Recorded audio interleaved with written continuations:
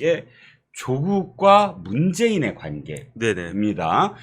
문재인 대통령이 조국 법무장관에 임명하려고 하지 않았다거나 혹은 임명하더라도 빨리 그만두게 하고 싶었다거나 혹은 조국의 그 부인 정경심을 구속 수사하라고 지시를 내렸다거나 뭐 이런 부분들이 사실상 문재인이 조국을 신뢰하지도 않았고 또 싫어했다. 뭐 네네. 이런 뉘앙스의 글들이 일단 눈에 들어옵니다. 네네. 네. 저는 글은 눈에 안 들어오고요. 네. 어떻게 이런 일이 있을 수 있나. 그렇죠. 왜냐하면 네. 일단은 영부인이 뭐 개인적으로 친한 사람하고 네. 카톡이나 이야기하거나 전화 통화할 수 있어요. 그렇죠. 그런데 최재형은 어떤 사람인가? 네. 제가 찾아보니까 경악을 금치 못해요. 네. 지금 최재형 목사라고 한 사람은 한 61세, 62세 이 정도 됐단 말이에요. 네. 그러니까 경기도 양평에서 태어났어요. 네. 1995년에 도미에서 미국 시민권자니까 네. 한국 사람이 아니에요. 네. 국적은 미국인데 네. 그런데 1998년에 네. NK 비전 그 2020이라는 거를 설립을 해요. 그래서 저희는 이제 대학 다닐 때 NK 하면 노스코리아라고 생각했기 네네. 때문에 NK 비전, 북한 비전 2020, 2020년 이게 NK 비전 2020을 설립한 게 지금 설립한 게 아니고 98년에 설립했다고요. 그러니까 2022년이 되기 22년 전에 네네. 그때 이제 NK를 갖다가 설립을 했는데 네네. 뭐 북한과 뭐 북한에 대한 비전인가 그랬는데 자기들은 뭐라고 이야기하냐면 네. NK는 노스코리아가 아니고 네. 뉴코리아래요. 근데 뭐 뉴코리아인지 노스코리아인지는 자기들만 알 거고. 그렇죠. 그리고 난 다음에 최재형이라고 하는 사람이 북한을 방문하기 시작한 게 네네. 최초로 확인되는 게 제가 확인한 거예요. 네네. 그러니까 정확하지는 않을 수 있어요. 그러니까 제가 이것저것 많이 찾아봤는데 최초로 확인되는 게 2015년부터예요. 네. 2015년부터 북한을 방문하는데 북한을 수십 번 방문을 해요. 네. 그런데 북한을 그렇게 자기 집처럼 그렇게 마음대로 왔다 갔다 한 것도 최재형이라고 한 사람의 정체가 무엇인가 의심할 수밖에 없지만 이 사람이 뭐라고 이야기했느냐. 북한은 정당한 나라다. 북한은 정당한 나라인데 네. 미국이 정당한 나라 북한을 왜곡시켜가지고 이야기하는 거다. 네. 그 다음에 최재형은 목사 아니겠습니까? 네. 목사면 종교인이잖아요. 그렇죠. 북한 헌법은 종교의 자유를 철저하게 보장하고 있다. 아이고야. 그런데 네. 융통성 있게 종교를 제한할 뿐이다. 그러니까 북한의 종교의 자유가 없다라고 하는 걸 인정을 하면서도 그러면서도 말은 어떻게 하느냐. 종교의 자유를 철저하게 보장하고 있다. 그거 이상한데? 그런데 융통성 있게 제한하고 있을 뿐이다. 네. 그 다음에 제일 황당한 게 네. 북한의 후계자는 혈통에 의한 세습이 아니다. 그게 뭔 말이야? 그러면 김정은에게 무슨 출생의 비밀이 있나? 그게 아니고요. 네. 김정은은 네. 수령으로서의 자질과 인품을 가지고 있기 때문에 네. 인민에 의해서 추대되고 수령에 의해서 김정일이겠죠. 네. 수령에 의해서 낙점된 것이다. 네. 그 다음에 이 사람이 개인적으로 미국이나 우리 남한에 대해서 유감이 있어요. 왜 유감이 있냐면 네. 이 최재형 목사가 양평 사람이잖아요. 네네. 양평에 가면 무슨 산이 있습니까? 용문산이 있어요. 네. 용문산 근처에 지평리 전투라고 6.25 때 그렇죠. 굉장히 유명한 전투가 있었는데 네네. 이때가 언제냐면 일사 후퇴 때였어요. 네. 그런데 그때 이 지평리 전투 때 미군이 폭격을 많이 했대요. 네. 그런데 그 폭격 파편에 의해 가지고 어머니가 가슴에 파편을 뭐 10개인가 몇 개인가 이렇게 그 파편을 맞았대요. 네. 그러면서 이제 어머니가 고생하는 걸 갖다 보고 미국에 대한 적개심을 갖다가 가졌나? 그런 생각이 드는데 네. 그런데 그렇게 미국에 대한 적개심을 가진 사람이 왜 미국에 가가지고 미국 시민권을 얻었지? 그것도 참 희한하다는 생각이 들고요. 그 다음에 이 사람은 어떤 사람이냐면은 문재인 정권 때 네. 그 최근에 내려온 그 북한의 외교관 있지 않습니까? 네네. 그 외교관이 뭐라고 그랬냐면 저도 몰랐는데 네. 조금 전에 뉴스탑10 채널A 하고 거기서 제가 알았어요. 네. 그 외교관이 뭐라고 그랬느냐? 네. 북한 사람들은 문재인은 북한에 의해서 완전히 속은 사람으로 알고 있대요. 네. 그런데 어쨌든 우리가 속아주고 하면서 어리버리하게 속아주니까 네. 북한하고 관계는 좋지 않았겠습니까? 그렇죠. 북한이 그다음에 뭐 남한에서는 뭐 북한하고 잘해야 된다, 뭐 이래야 된다 이러지 않았습니까? 네네. 그럼에도 불구하고 문재인 정권 때 남북 관계가 그렇게 좋았음에도 불구하고 국가보안법 위반으로 조사받은 사람이 있어요. 네. 그게 누구냐면 최재형이에요. 심지어 문재인 정권에서도 2018년 6월에 이건 뭐냐면은 판문점 선언 이후 첫 번째였어요. 네. 판문점 선언 이후 첫 번째로 국가보안법 위반죄로 조사를 받았던 사람이 광진경찰서에서 그게 바로 최재형인데 네. 그런데 어떻게 이런 사람이 영부인하고 이거를 카톡을 이만큼을 갖다가 하나. 그 다음에 그 카톡 내용 보면 황당하잖아요. 네. 그러면 영부인은 이런 사람인 줄 모르고 카톡을 갖다가 하고 그 다음에 그 뭐 어떤 사람이라고 하더라도 카톡이라고 하는 거는 내가 지우기 이전까지는 그냥 남아있는 거잖아요. 그렇죠. 이런 일이 발생할 건 몰랐나? 저는 영부인도 그렇고 그 다음에 무엇보다도 대통령 경호실 진짜 반성해야 됩니다. 어떻게 영부인이 이런 사람하고 만나서 카톡하고 있는데 이런 거에 대해서 최재형이 어떤 사람인지에 대해서 그 대통령 경호실은 영부인한테 한 말씀도 안 했다는 이야기인가? 저는 이런 사단이 발생할 줄 경호실은 몰랐나? 제일 큰 책임이 경호실에 있는 거 아닌가? 저는 그런 생각합니다.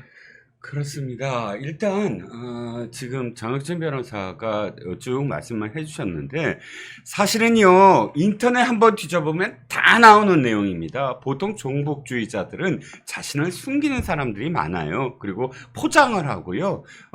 그래서 마치 다른 통일운동을 하듯이 하면서 나는 절대 종북주의자가 아니다 라는 식으로 변명을 하거나 또는 이 색깔론이다라고 되치기 공격을 합니다. 그런데 이 최재형 목사라는 자는 아주 다 드러나게 종북 활동을 했던 사람이에요. 지금 뭐 아주 비밀 문서를 찾으신 거 아니잖아요. 제가 처음에 예. 네이버를 쳐봤어요. 네. 왜냐하면 궁금하니까. 아니 최재형이라고 하는 사람이 영부인한테 뭐 이상한 걸 갖다가 주면서 접근을 했다라고 네. 하는데 그 사람의 정체가 뭘까?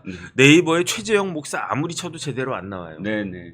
그래 그 다음에 제가 구글을 뒤져봤어요. 네. 구글을 쳐봐도 별거 안 나왔어요. 네. 그런데 혹시나 하는 생각으로 최재형이 설립한 단체가 뭡니까?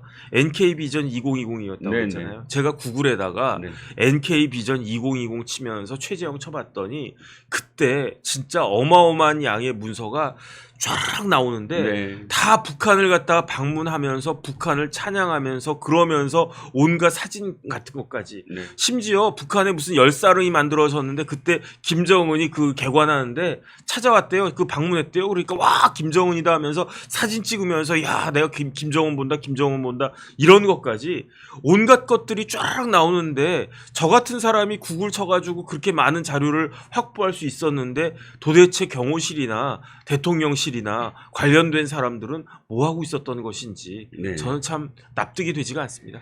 예, 일단 뭐 근데 그 문제는 네네. 이미 명품 파우치 건으로서 이미 우리가 지적을 했죠. 뭐 네네. 이런 사람을 어떻게 쉽게 이렇게 만나고 또 이렇게 카톡을 했느냐.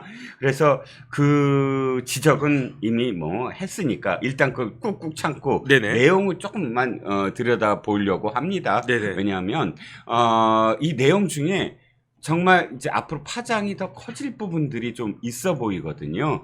예, 일단 뭐 저도 사실 그런 부분들은 더 지적하고 싶은 부분이 많아요. 대통령 당선 이후의 99건도 문제지만 대통령 선거 와중 선거라는 과정은요. 내가 얘기 안 한다고 내가 하는 네네. 선거라는 과정은 정말로 지뢰밭입니다. 그 평시가 아니라 전시잖아요. 네네. 전쟁터에 남편이 지금 가서 뭐 완전히 온갖 포탄을 맞고 있는데 전쟁터에 남편과 함께 선 부인이 이렇게 자신의 속내를 아무한테나 다 이렇게 드러내는 그런 모습은 이게 삐끗해서 어떻게 이 전쟁터에서 정말 그대로 쓰러져 가는지 그렇게 될 수 있는 확률도 얼마나 많은데 네네. 정말 조심해야 되는 게 전쟁시거든요. 또 네네. 뭐 대통령 부부도 마찬가지지만 그런데 이렇게 전시에 무방비하게 이런 컨텐츠가 그대로 스레드가 쌓여 있는 상황을 만든다. 저도 이제 끔찍합니다만 다시 안을 좀 들여다 보겠습니다. 네네. 실제로 참 재미있다라고 여겨지는 부분, 재밌다기보다 눈길 가는 부분이 독대 부분이에요. 네네. 함성득이라고 아시죠? 이명백과 함성득 두 뭐 밀사 내지는 뭐 거간 뭐 이 두 그러니까 그 이재명과 윤석열 대통령을 회담을 하기 위해서 사전 조율을 했다는 그 경기대학교 정치전문대학원장 함성득 교수가 이미 그때 밀사 역할을 하기 훨씬 전에 책을 써요. 회고록을 쓰는데 그 책에 직접 윤석열 대통령을 취재한 내용이 나오거든요. 네네. 그 안에 무슨 내용이 나오냐 하면 윤석열 대통령이 아까 문재인 대통령이 윤석열 검찰총장과 독대를 했다. 그 독대에서 윤석열 검찰총장이 조국 법무부 장관의 비리에 대해서 낱낱이 보고를 했고 그리고 수사를 할 수밖에 없다라고 네네. 보고를 하고 문재인 대통령이 정말 그렇게 심각하냐라고 되묻고 받아들였다는 겁니다. 그렇게 네네. 하라고. 그런데 그 대목이 바로 지금 김건희 여사가 최재형 종북 목사한테 하는 말 중에 들어가요. 독대라는 말. 그러니까 문재인 대통령과 윤석열 총장 간의 독대 이후에 뭐가 결정이 됐다. 그러니까 그 조국 수사가 발단이 됐다. 이런 식의 표현이 있거든요. 그럼 실제로 이 독대가 있었다라고 한다면 문재인이라는 사람의 캐릭터, 문재인은 어떤 사람입니까 도대체? 겉으로는 조국을 뭐 굉장히 정말 뭐 자기의 후계자처럼도 여길 수가 있고 또 법무부 장관도 임명을 하고 민정수석도 임명을 하고 이게 민정수석과 법무부 장관 내지 비서실장 이런 라인들은 자기가 노무현 대통령이 자기한테 한 거잖아요. 네네. 민정수석도 시키고 나중에 비서실장도 시키고. 네. 근데 민정수석 시키고 법무부 장관을 시켰다면 상당히 어쨌든 아끼는 또 그런 코스들이 대개는 이 대통령 대통령이 될 그런 어떤 뭐랄까 훈련 코스처럼 여겨질 수가 있거든요. 네네. 그런데 왜 문재인은 조국과 이렇게 무슨 사이가 안 좋았을까? 근데 겉으로는 왜 그랬을까? 이 안에서는 무슨 일들이 있었을까? 이런 점들은 되게 궁금하게 만든다는 거죠. 그러니까 제가 봤을 때는 앞뒤가 좀 다르신 분이 아닌가. 확실히 앞뒤가 다른 건 우리가 좀 알고는 있죠. 네네. 예. 그러니까 조국에 대해서 뭐라고 이야기했습니까? 마음에 빚이 있다고 그랬잖아요. 그것도 또 해석이 분분할 수 있는 말인데. 네네.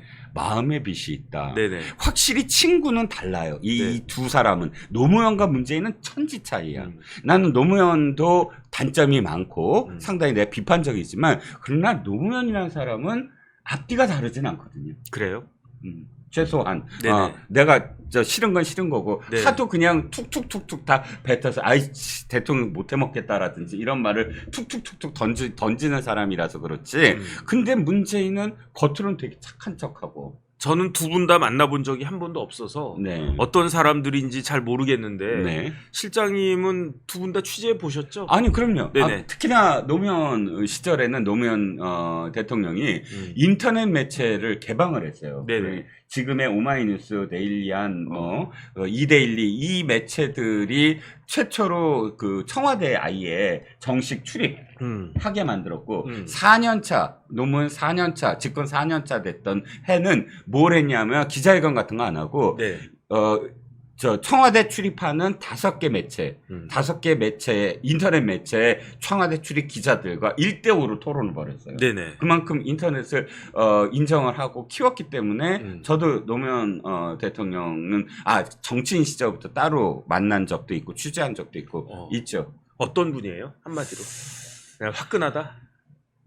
뒤끝이 없다? 아니요. 뒤끝은 모르겠는데 숨기는 건 없어요. 숨기는 건 그러니까 없다. 저 사람 왜 저렇게 저런 말까지 해? 내 앞에서 네. 이런 생각이 들 정도로 네. 숨김이 없어요. 아. 그거를 자신의 진정성이라는 말로 생각을 해요. 그냥 한 자락 깔면서 뒤통수 치거나 그러진 않는데 최소한. 그렇죠. 그럼 문재인은 어떤 사람입니까? 문재인은 겉과 속을 모르겠어요. 모르겠다. 진짜 모르겠다는 사람이에요. 네네. 겉은 처음부터 끝까지 자기의 어떤 뭐랄까요, 뭐랄까 자기의 이 생각 이런 네. 것들을 다 토로하지 않아. 그리고 다 죄다 공공의 어떤 영역으로 이 얘기를 해요. 뭐든지 다. 그러니까 공공의 영역 그리고 인권 얘기하고 사람이 먼저고 그런데 그것과 본인의 어떤 삶은 모르겠어요. 아니, 혹시 달라. 자기 마음을 자기도 모르는 거 아닐까? 그럴지도 몰라. 맞아. 내가 5년 동안 보면은 사실은 저도 내 마음 나도 모르거든. 다시 남으세요. 내 안에 내가 너무 많아. 너무 많아요. 아니 근데 진짜 문제는 첫 번째 내가 5년 동안 늘 비판한 게 이거였어요. 착한 아이 컴플렉스가 있는 사람이다. 그러니까 뭐냐면 착한 아이 내가 컴플렉스. 착하게 보여야 된다는 거예요. 네. 어떤 사안이든 내가 굉장히 인권을 생각하고 사람을 생각하고 그렇게 보여야 된다. 이제 그게 그런 안 보여. 사람이 아니고 이제 안 보이지. 그런 사람인 것과 네. 그런 사람인 걸로 보이고 싶은 것과는 확실히 차이가 있잖아요. 네네. 끊임없이 그렇게 해. 네네. 끊임없이. 그런데 이런 것들 쭉 보면서 이제 또 함성득 교수의 책이랑 그 저는 솔직히 말씀드리면 이게 오마이가 이걸 주작한 거 아닌가? 저는 그런 생각도 사실은 하는데 네. 그랬으면 좋겠다는 생각이 너무 강해요. 그렇죠. 왜냐하면 이런 것들을 보고 있는 게 저는 너무나 어떻게 그렇죠. 보면 예, 예. 힘들어요. 예. 그래요. 힘들고 예. 근데 이 이야기하고 예. 함성득 교수가 뭐 대통령 당선자의 성공과 실패 뭐 이런 책 썼잖아요. 네네. 제왕적 대통령의 종언 뭐 여기에 들어가 있나? 어쨌든 이런 책에 나오는 내용하고 이 카톡의 내용이 이름 부합하는 것들이 있으니까 이게 최재형이나 오마이가 그냥 마음대로 만든 조작한 그거는 아니지 않나 하는 생각도 또 들 수밖에 없단 말이죠. 그렇죠. 그런데 이 내용들을 쭉 종합해 보면은 어떤 결론에 그 도달하느냐? 네. 문재인은 대통령이 아닌 거 아니었나? 그런 맞아요. 느낌을 갖다 저는 받았는데 맞아요. 이 부분에 대해서는 어떻게 생각하세요? 그러니까 지금 저도 지금 그 얘기를 하려고 그러는데 네네. 다른 건 다 좀 거북하고 정말 좀 혐오스럽고 뭐 이런 어떤 느낌이 새벽 3시 44분에 네. 나눌 대화는 아니잖아요. 또 최 목사가 네네. 좀 그만해달라는 투로 이제 좀 주무시라 음. 했는데 그 말이 또 어떻게 들릴지 모르니까 왜냐면 최 목사는 계속 가스라이팅을 하는 거거든요 지금. 그러니까 바로 얘기하고 싶으면 더 하시라고. 내가 좀 전에 자기가 얘기한 게 혹시나 잘못 들었어 아까 그 싫어할까봐 이렇게도 하는데 네네. 제가 눈에 들어오는 대목이 바로 그거예요. 김건희 여사가 이렇게 얘기해요. 이게 문재인 뜻이 아니고 문재인의 상황. 그러니까 문재인을 조종하는 그런 세력들이 있다. 이렇게 얘기하거든요. 그게 누구란 말이에요? 근데 그게 이해가. 그러니까 저는 이렇게 생각해요. 네네. 뭐냐면 586 그룹. 586. 최소한 임종석이 노영민이 까라까라 그 뭐 비서실장으로 세웠던 애들 양정철이니 뭐니. 왜냐면 문재인은 자기가 자기의 꿈을 실현한 게 없어요. 네네. 그냥 툭툭툭툭 던질 뿐이지. 네. 이를테면 뭐 원전 그러면 그거 뭐 저기 어떻게 원전 어떻게 돼? 이 말은 하지만 노무현 같은 그런 식으로 얘기하지 않거든요. 어떻게 그러니까 해요? 노무현 같으면은 원전은 뭐가 문제고 뭐가 문제니까 언제까지 어떻게 해라고 딱 지시를 해요. 네네. 그걸 자기가 책임져요. 그거. 네. 뭐 그거 뭐 영화를 봤더니 뭐 어떻게 돼? 이렇게 얘기 안 하거든요. 그러니까 문재인이 실질적으로 막 논리적으로 어떤 자기의 정치 철학을 그대로 실행에 옮기면서 욕 먹을 거 내가 알아서 욕 먹을 테니까 정책 가자 이런 스타일이 아니거든요. 네네. 그런 걸 보면 이거를 기획하고 쭉 가는 그러니까 이거죠.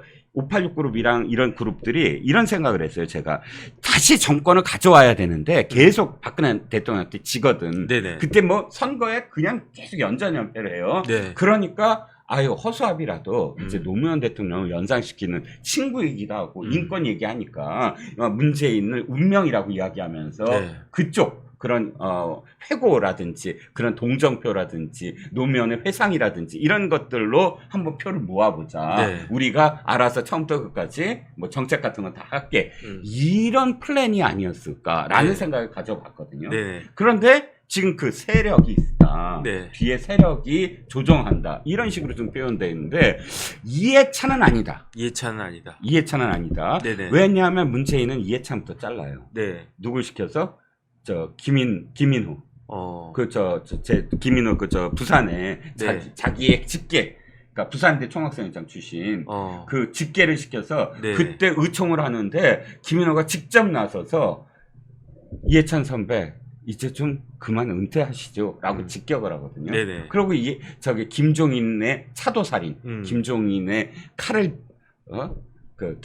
빌려서 네. 이해찬을 떨어뜨려요. 네네. 그걸 보면 그 과정, 그 이해찬이 막 이를 갈고 무소속으로 다시 등장을 하잖아요. 네네. 당대표가 된단 말이죠. 네. 그걸 보면 문재인이 이해찬의 아바타다? 이건 성립이 안 돼요. 그건 아니다. 예, 예. 네네. 그러니까 어쨌든 음. 그 대통령이 문재인의 힘으로 스스로 대통령이 된 게 아니고 다른 사람들의 힘에 의해 가지고 대통령으로 됐기 때문에 네. 그러니까 쉽게 말하면 문재인은 그 발광체가 아니고 반사체에 불과한 것이었다. 네. 그런 생각이 든다는 이야기죠. 네, 네. 그다음에 그런 이야기를 지금 김건희 여사 카톡을 통해 가지고 확인이 또 된다. 이런 내용인 것 같습니다. 맞습니다. 사실 뭐 좀 더 이렇게 여러 가지로 좀 문제될 것들이 좀 있어 보이지만 네네. 오늘은 여기서 이 주제는 그만하죠. 얘기를 하다 보면 네. 자꾸 내상을 입는 것 같아서. 그런데 이 네. 내용이 네네. 앞으로 언론에 더 자꾸 하나씩 둘씩 더 오픈이 될까요? 아니면 어떻게 될까요? 지금 메이저 언론에서 이걸 받아가지고 지금 보고 있나요? 보고 있죠. 보고 있어요. 네네. 네. 왜냐하면 일단 메이저 그러니까 주로 이제 보수파 언론들이 네네. 이거 그냥 이게 객관적으로 지켜만 보다가는 큰일 나겠다. 라는 생각을 이미 오래전부터 하기 시작했거든요. 네네. 동아일보가 제일 먼저 치고 나갔고 조선일보가 이번 총선에서 쭉 지켜보시면 알겠지만 네네. 상당히 비판적이었어요. 네네. 총선 때도 그렇고 그 이후에 어떤 이 모습도 그렇고 그러면 당연히 이게 공개가 됐고 오마이뉴스 공개가 됐고 이 내용들에 대해서 지금 다 다시 분석이 들어갔을 거예요. 그럼 어쨌든 뭐 지켜봐야 되겠네요. 어떻게 또 이게 발전이 될지. 그렇죠. 내일 뭐 이 파장이 어디로 갈지 좀 더 지켜보면서 네네. 그걸 보면서 또 저희가 뭐 후속 이 분석을 또 해드리는 시간이 있었으면 합니다. 아이고 머리야. 아이고 머리야. 조국이 네네. 또 김건희 와서 이렇게 얘기했네요. 그 반응은 이게 모두 다 거짓말이다. 네네. 이게 더 웃겨요. 이게 모두 다 거짓말이다가 왜냐하면 중간에 네. 보면 팩트가 있을 수 있는 것들이 있거든요. 네네. 팩트인 것들이. 그러니까 조국도 전부 다 거짓말이라다가 앞뒤가 안 맞는 말이 그러면서 그 뒤에 이렇게 얘기해요. 일부 사실인 것을 소설을 덧붙여갖고 키웠다. 뭐 이런 식으로 얘기를 하는데. 그러니까 어쨌든 조국이 의문의 일패를 당할 수 있겠네. 그럼요. 네네. 확실하게 조국은 지금 이간책이다. 네네. 근데 이간책이라고 하면서 김건희 여사가 책략에 능하다 이렇게 네. 얘기를 하거든요. 그런데 조국은 의미 없어요. 예. 뭐 어차피 깜빵갈기로 예약이 되어 있는 사람이 뭐 거기에 대해서 의문의 일패를 당하든 뭐 어차피 패배한 사람인데 뭐. 아니 근데 조국은 네네. 감옥에 가든 뭘 하든 거울이 중요한 사람이거든. 거울. 나르시시시스트. 우리나라에서 둘째 가라면 서러움은 거울 보고 맨날 이거 빗질해야 되고. 태진아가 생각나네. 왜? 거울도 안 보는 여자. 거울만 바라보는 남자가 네네. 있습니다. 바로 이 조국인데, 내가 뭐 어떻게 문재인 대통령이 나를 어떻게 했어? 뭐 지금 아마 이렇게 뻗쳤을 겁니다. 자기 이미지만 생각하는 사람이라. 네네. 자, 두 번째로 넘어가지요. 네. 오늘 그 결심공판 날이잖아요. 네네. 누구? 바로 김혜경입니다. 네네. 300만 원이 구형이 됐어요. 네네. 변호사님, 내가 법 알 모십니다. 도대체 이 정도 300만 원 구형이면은 어느 정도인가요? 300만 원 구형이면 의미가 있을 수도 있고 없을 수도 있어요. 선거법이잖아요, 이게. 선거법인데 공직선거법. 예. 공직선거법상 네. 배우자가 이런 기부 행위로 인해 가지고 네. 기부 행위로 인한 공직선거법 위반죄로 벌금 300만 원이 나온다. 네. 그러면 만약에 내가 국회의원이 당선됐어도 네. 그 배지가 날아가는 형이에요. 그래요? 벌금 300만 원. 배우자가 이렇게 네. 구형을 300만 원 벌금 네네. 받았어요. 벌금을 선고를 받으면 당사자는 100만 원이잖아요. 당사자는 100만 원인데 이제 마누라니까. 네. 그런데 이 경우에는 사실은 그렇진 않아요. 왜냐하면 네. 두 가지인데 네. 첫 번째 이재명 후보가 대통령에 당선됐습니까? 안 됐잖아요. 안 됐죠. 네네. 예. 만약에 요번 국회의원 선거에 이런 일이 있어가지고 여기에서 김혜경 씨가 벌금 300만 원 받았다. 그러면 이재명의 국회의원 배지는 날아갈 것이었어요. 그런데 예. 첫 번째 이게 문제가 되는 건 대선이었으니까. 네네. 대선에서 어차피 이재명은 안 됐으니까 뭐 그거는 배지가 날아갈 배지가 없는 거고. 네네. 그다음 두 번째는 대통령 후보자는 예외였어요. 300만 원. 법에 있어요. 네네네. 그러니까 이제 국회의원 같은 경우에는 300만 원이 아주 큰 의미가 있는데 네. 대통령 선거였기 때문에 300만 원 자체는 그렇게 의미가 있는 건 아니다라고 볼 수 있는데 네. 근데 이거는 사실은 오픈 게임이에요. 메인 게임은 뭐가 있느냐? 이거는 이제 공직선거법 위반죄인데 네. 사실 김혜경 씨와 그 다음에 이재명 대표 뒤에는 더 큰 것이 기다리고 있으니 그게 뭐냐면 네. 그게 법인카드예요. 네. 왜냐하면 이 사안은 그 김혜경 씨가 국회의원 부인 3명을 모아놓고 우리 남편 잘 좀 봐주세요 지지를 갖다가 하면서 밥을 샀는데 네. 그게 뭘로 산 것이다? 네. 경기도 법인카드로 산 것이다. 네. 이거잖아요. 네. 그러면 만약에 이게 지금은 김혜경 씨는 오늘도 뭐라고 이야기하느냐? 몰랐다. 난 배소연이 그런 애인지도 몰랐고 법인카드가 있는지도 몰랐고 그렇게 쫑알쫑알거리고 있단 말이에요. 네. 네. 그런데 만약에 법원에 의해서 이게 유죄가 나온다. 네. 네. 그러면 아하. 여기서도 법인카드를 썼는데 여기서는 안 썼겠느냐. 네. 그 다음에 똑같은 논리예요. 네네. 지금 경기도 법인카드가 5만 군데 다 쓰였잖아요. 그렇죠. 그런데 이때는 안 썼겠느냐. 네네. 이런 논리가 또 나오는 거고. 아하. 그러니까 첫 번째 단초가 첫 번째 판결이 김혜경 씨 판결이 이제 다음 달 나오거든요. 네. 8월 13일 날. 네네. 그때 나오는 걸 딱 보면은 이제 그 법인카드 진짜 메인 게임인 법인카드 뭐 그걸로 와규도 사 먹고 초밥도 사 먹고 그냥 육해공군의 동서양을 갖다 망라해가지고 맛있는 건 다 사 먹었잖아요. 네. 그러니까 이제 그것에 대해서도 어느 정도 이게 유죄냐 무죄냐가 딱 드러날 것이다. 그러니까 이게 사실은 요거만 딱 있다. 아니 그럼 별거 아니에요. 벌금 뭐 그렇죠. 300만 원 뭐 내고 말지 뭐 어차피 그렇군요.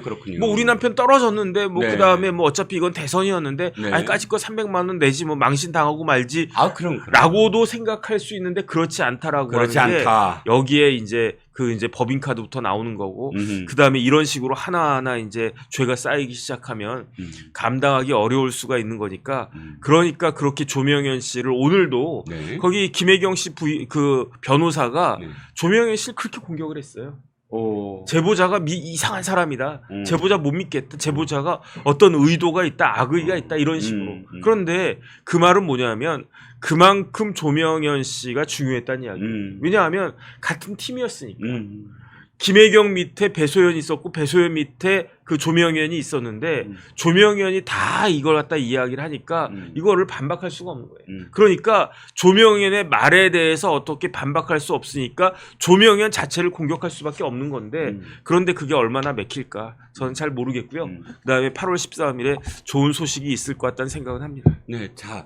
지금 들어와 주신 분들이 이렇게 말씀하시는 분들이 있어서요. 뭘 말씀하시냐면 바로 이겁니다. 아유 고작 300만 원이야. 30억을 때려야지 라고 말씀하십니다. 그런데 지금 변호사께서 말씀하셨듯이 이게 300만 원 형이 중요한 게 아니다. 그러니까 벌금이 중요한 게 아니다. 중요한 건 8월 12일 에 선고가 8월 있는데 13일. 8월 13일 선고가 있는데 그 선고에서 아까 그 판사가 이 김혜경이 법카에 대해서 이렇게 썼다라고 집어넣으면 나중에 법카와 관련된 실제 기소가 돼서 재판이 열렸을 때 전혀 다른 시각으로 그걸 바라볼 수가 없는 것이다 라는 아주 중요한 단초가 될 수 있다. 이번 선고가 그런 점에서 이 300만 원 구형을 바라봐야 된다. 맞죠? 네네. 네, 그런 그다음에 제가 이걸 갖다가 다시 생각하면서 네. 뭐를 또 찾아봤냐면요. 네네. 옛날에도 찾아봤었는데 그렇죠. 다시 한번 찾아봤어요. 예. 2016년도에 네네. 우리나라 행정안전부에서 네. 지방자치단체장 배우자의 네. 사적 행위에 대한 지방자치단체의 준수사항이라고 하는 네. 지침을 내려보냈었어요. 네네. 그러니까 쉽게 말하면 시장 도지사 마누라가 이런 거 하면 안 된다. 네네. 첫 번째가 뭐냐면은 예. 뭐 그 해외 출장 시에 공적 목적의 경비 지급 불가 이건 뭐 그렇다고 치고 예. 두 번째가 뭐냐면요 예. 사적으로 그 도지사 와이프가 관용 차량을 이용하면 안 된다. 아하. 그런데 조명현 씨가 뭐라고 이야기했느냐 경기도 관용 차량이 2대가 있었는데 네. 한 대는 카니발 이재명 지사님이 타고 다니셨대요. 네. 또 한 대는 제네시스. 네. 그 제네시스는 어디 있었느냐 아예 이재명 경기도 지사의 자택에 있었대요. 네. 그 아파트 지하에 있었대요. 네. 그러니까 네. 쉽게 말하면 관용 차량 이렇게 쓰지 말라고 했는데 명시적으로 위반한 거고요. 그다음 두 번째는 뭐냐면은 사적 활동에 그 부인의 그 사모님의 사적 활동에 공무원들이 지원하면 안 된다. 네. 그다음에 네 번째는 뭐냐면은 사적 행사에 공무원이나 그 공무원의 배우자가 동원돼서는 안 된다. 그 다음에 제일 중요한 건 뭐냐면은 배우자 활동 지원을 위한 전담 인력이 있어서는 안 된다.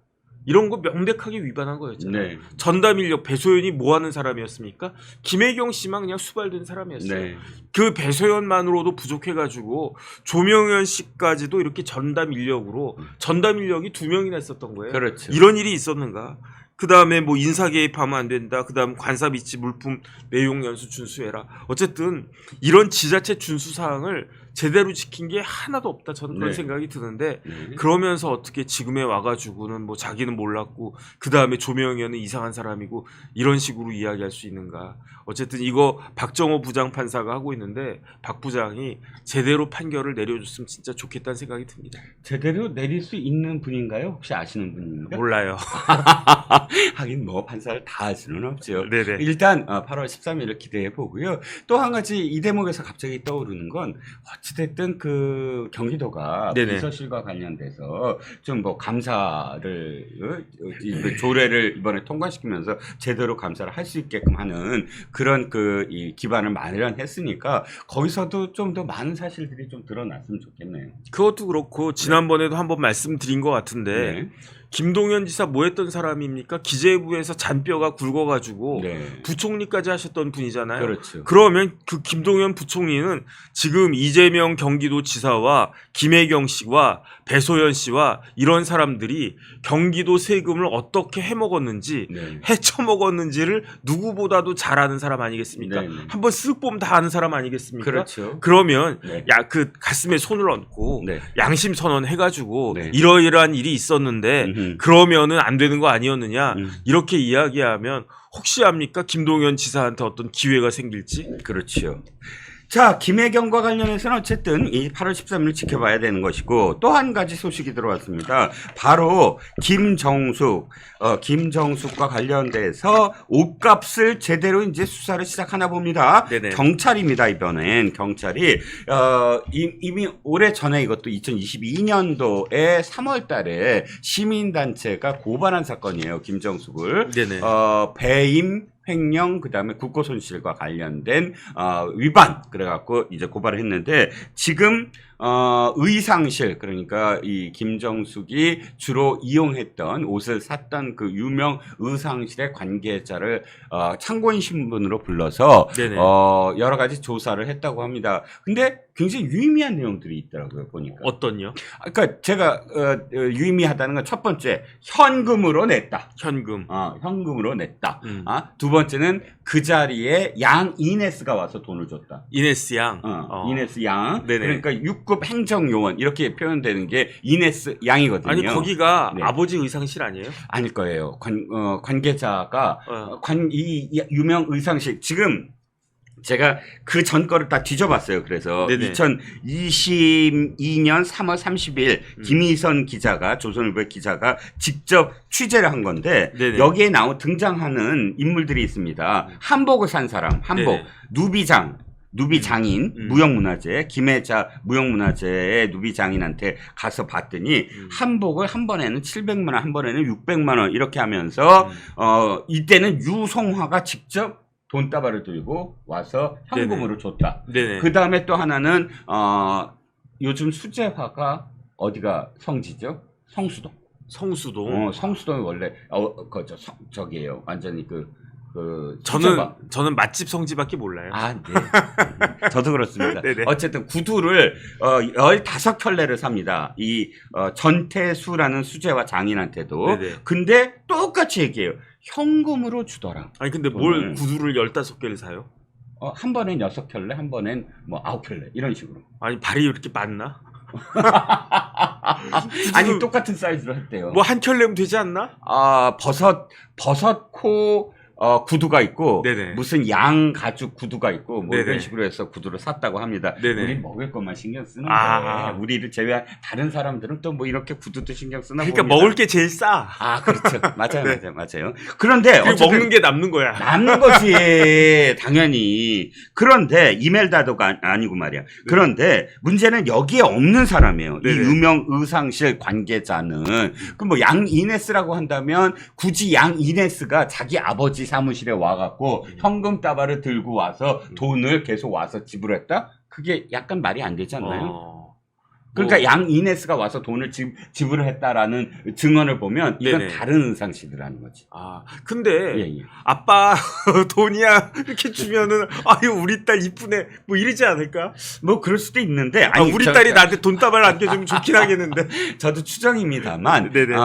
어찌됐든 그래서 이 돈다발을 확실하게 돈다발을 줬다는 거, 그 다음에 지금 한복이 아닌 양 의상실에서 돈을 줬다는 거, 뭐 이런 것들이 지금 나오고 있다는 겁니다. 네. 관봉권이 이번에 등장하네요. 그러니까요. 그 예. 현금 중에서도 그냥 보통 현금이 아니고 네네. 한국은행 띠지가 묶인 관봉권으로 알려졌다 이렇게 이야기를 하니까 네네. 이거는 의심이 갈 수밖에 없어요. 그렇죠. 요즘 같은 때 누가 그걸 갖다 씁니까? 누가 현금을 갖다 씁니까? 저 진짜 저한테 현금이 하나도 없어요 지금.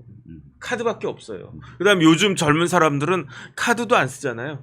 핸드폰으로 뭐 다 돼. 네. 저는 핸드폰으로 다 하는 건 못 해가지고 카드 들고 다니는데 네. 그런데 현금은 진짜 저한테 하나도 없어요. 왜냐하면 돈 들고 다니면 무거우니까. 그렇죠. 그런데 한두 푼도 아니고 뭐 600만 원, 1000만 원 이런 돈을 이만큼씩 들고 그렇게 하나? 그러니까 관봉권 띠지가 묶인 걸로 그렇게 하나?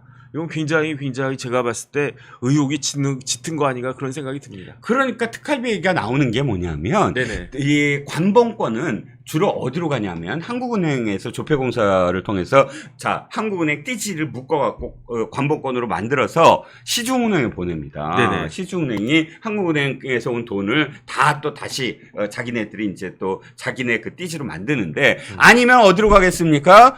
돈의 추적이 불가능한 곳 어디? 국정원과 경호처입니다. 네네. 경호처와 국정원은 이 특활비가 굉장히 중요해요. 이 특활비를 이걸로 쓴다? 뭐지? 이 페이나 혹은 신용카드로 쓴다? 네네. 말이 됩니까? 간첩 잡는데. 아니 그래서 요번에 문제 됐었잖아요. 네네.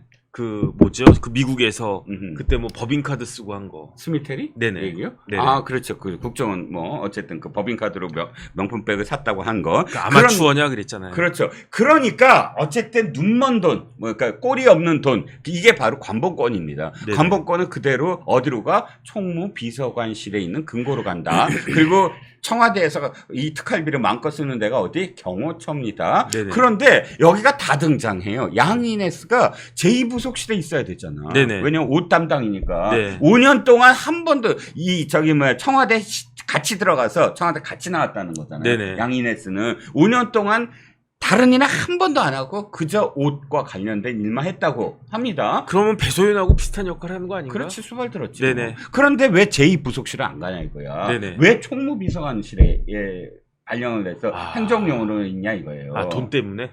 그러니까 네네. 금고를 생각을 안 할 수밖에 없고. 네. 왜 하필이면 태국에 있는 문다혜가 네네. 경호처 직원을 이용을 해서 돈을 움직이게 하냐 이거야. 그러니까 특활비를 쓴 금고가 있는 총무비서관실과 네네. 그 다음에 특활비를 마음껏 빼낼 수 있는 경호처라는 곳이 지금 두 번 다 등장을 한다는 거예요. 그 다음에 기본적으로 말이 안 맞아요. 예. 왜 말이 안 맞느냐? 네. 처음에 제가 영부인 옷 세발 썼잖아요. 네. 그러니까 그게 178벌이라고 그랬단 말이에요. 네네. 제가 세본 게 아니고 어떤 분이 일일이 다 해가지고 그거 다 세보니까 드러난 것만 178벌이라고 사진을 그랬는데 다 증거로 다 해서 묶어놓고 공개했어요. 그러니까 178번 사진. 네네. 그게 178벌이면 네.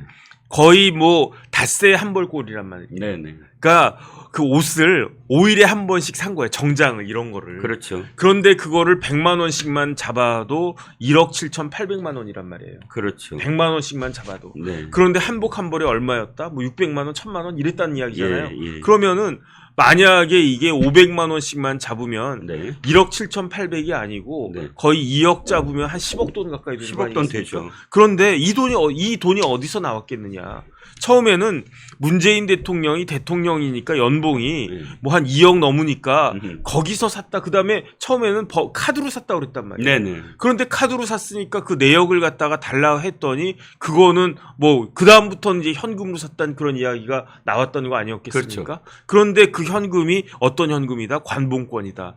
이거는 참 그 좀 속 시원하게 밝혀져야 되는 것이 아닌가 싶습니다. 탁현민이가 바로 김어준 시간에 나가서 네네. 이 옷들은 전부 다 사비로 저기 영부인이 사비로 쓴 거고요. 다 카드로 했어요라고 네네. 했다가 그 다음에 이제 현금으로 드러나니까 네네. 뭐 이 말을 바꾸기 시작했죠. 네네. 근데 지금 이 김정숙은 한 번 갈 때마다 어마어마하게 사요. 보니까 이 한복집에 가갖고 누비 2벌, 일반 치마 저고리와 두루마기 각 한 벌씩 이게 한 번에 산 거고요. 별도로 원단을 직접 가져와서 한 벌을 또 맞춰가고 네네. 하는 식으로 해서 한 번 할 때마다 큰 손이야 보니까.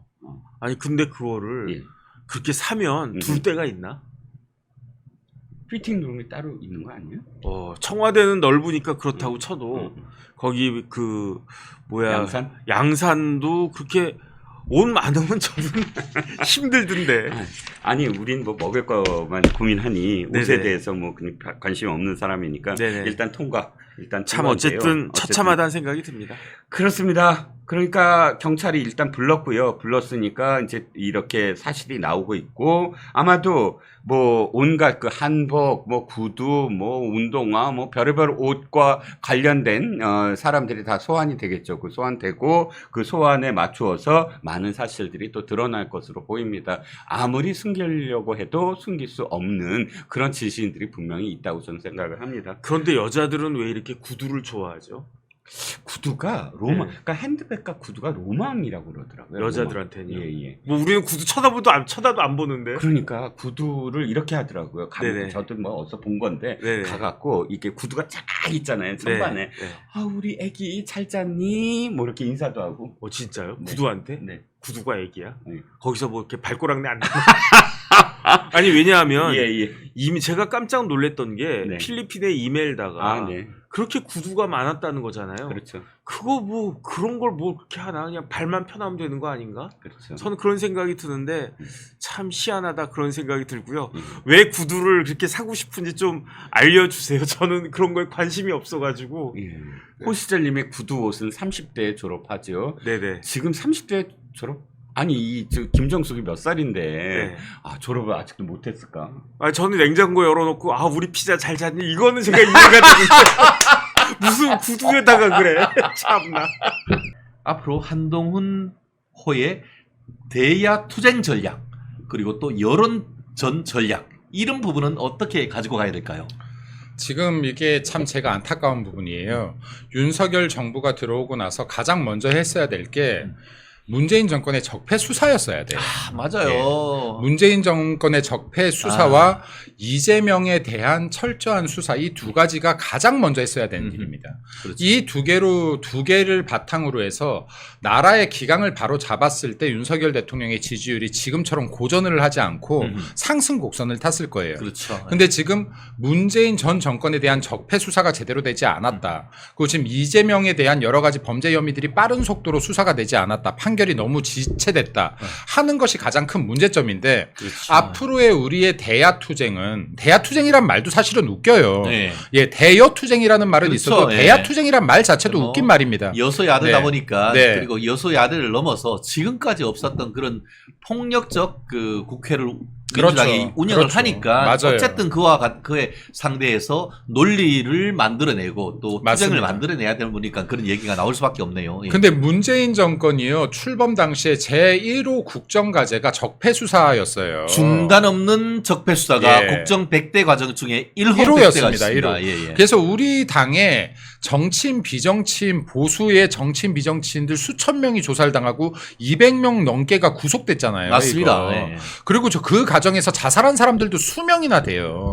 네. 근데 민주당처럼 막무가내식 정치 보복형 조사가 아니라 보수답게 그래도 보수답게 죄 지은 거에 대해서 명확하게 조사해야죠. 그렇죠. 죄가 있는 것에 대해서는. 예. 그러면은 이게 문재인 정권 털 게 너무 많아요. 지금 벌써 통계 조작만 해도 이거 수십 명 잡혀 들어가야 됩니다. 야, 예. 근데 왜 그리고 이렇게 수사가 지지부진이야 이게. 원정권, 태양광 예. 건만 해도 이거 제가 볼 때 수십 명 잡혀 들어갈 사건이에요, 지금. 예. 그리고 김정숙 여사. 김건희 여사 특검이요? 이거에 앞서서 김정숙부터 털어야 되는 거예요. 김정숙 명품 옷 의혹 이런 거 털어야죠. 그렇죠. 네. 그리고 지금 여기에 이재명 당대표 법카요? 법카 이거부터 털어야죠. 지금 이번에 보니까 방통위원장 지금 하는데 법카 14,000원짜리 밥 먹었다고 뭐라 하던데 정말. 이거 업무 연관성 내가 혼자 밥을 먹어도 업무 때문에 출장 간 거면 이거 업무 연관성이에요. 그렇죠. 예. 업무 연관성 없는 법카는 샴푸 사고 이런 게 업무 연관성이 그렇죠. 없는 업무 거예요. 연관성은 샴푸, 에르메스 로션, 스킨 로션이 업무 연관성이 없는 거야, 이 사람아. 그러니까 지금 이런 것들을 공격을 해라. 최선의 방어는 공격이다. 공격 제대로 된 공격 하십시오. 그리고 이거는 정치 보복이 아니라 당연히 바로 잡아야 될 걸 바로 잡는 거다. 네. 그리고 지금 여기 오늘도 나오지 않습니까? 김정숙 여사 옷값 의혹에 대해서 의상실 관계자의 증언이 있었어요. 돈을 수천만 원을 여사 옷 사는데 수천만 원을 뭘로 결제했냐? 관봉권으로 결제를 했대요. 야, 관봉권이 우리 뭔지 들어보셨어요? 이게 우리 제일 마지막 그 핫 이슈인데 바로 들어가죠. 아, 그래요? 김정숙 샤넬 게이트 터지냐? 네. 그럼 이게 관봉권으로 결제를 했다는 증언이에요. 관봉권이 무슨 말인지 잘 모르시는 분들도 많을 텐데요. 관봉권이라는 거는 한국은행에서 돈이 처음 나올 때요. 띠지가 가로 세로로 다 묶여 있는 게 있어요. 야, 그렇구나. 네. 이거 일반 국민들은 구경도 못 해본 분들이 90%가 넘을 겁니다. 저도 90% 들어갑니다. 그렇죠. 네. 그럼 이게 은행에서 통상요 은행 띠지가 묶여져 있어요. 하나만 해서 하나. 꽁 찍혀 있죠. 근데 관봉권은 가로 세로로 이렇게 묶은 띠지가 아니라 탁 부착돼 있는 띠지가 있어요. 그럼 뭐 묻지도 따지지도 않고 5만 원짜리 이게 100장이면 500 딱 되는 거네. 네.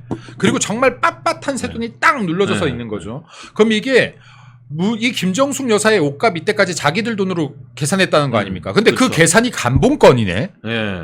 관봉권이라니까요.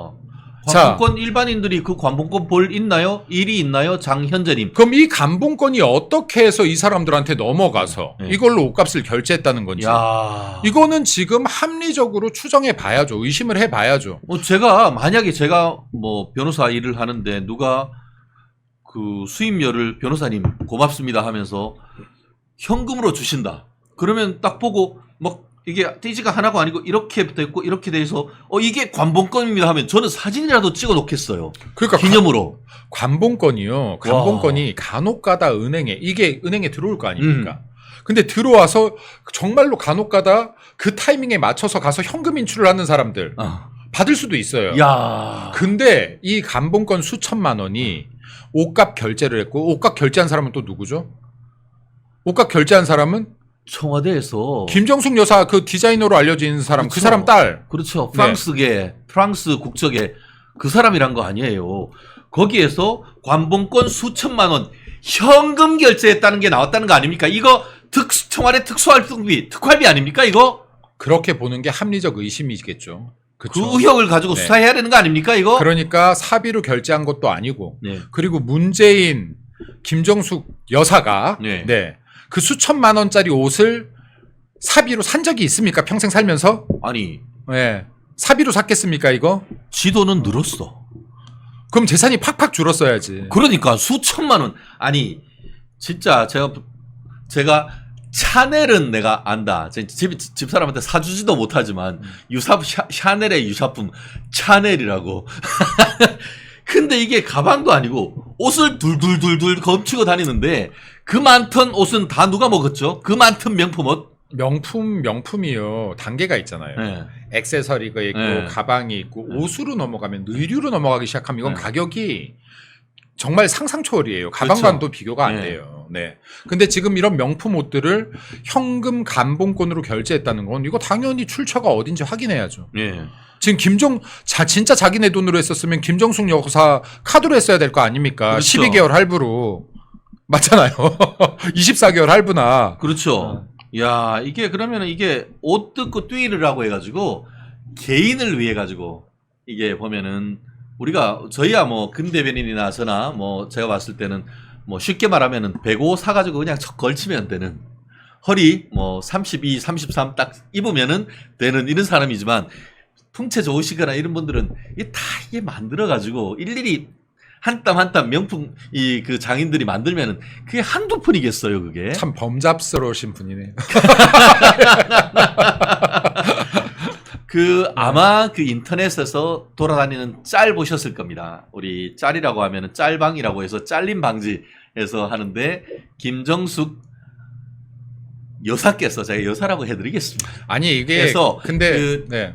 문재인 대통령이 취임한 때로부터 퇴임할 때까지 행사에 나와가지고 각 행사마다 다 다른 옷을 입고 있어서 이만한 거에다가 옷이 하도 많다 보니까 이 각각 다른 옷을 하니까 사진이 이만한데 옷이 하도 많아가지고 꽉 차올 정도로 다 다른 옷을 입고 왔는 그 많은 옷들 지금 다 어디 갔죠?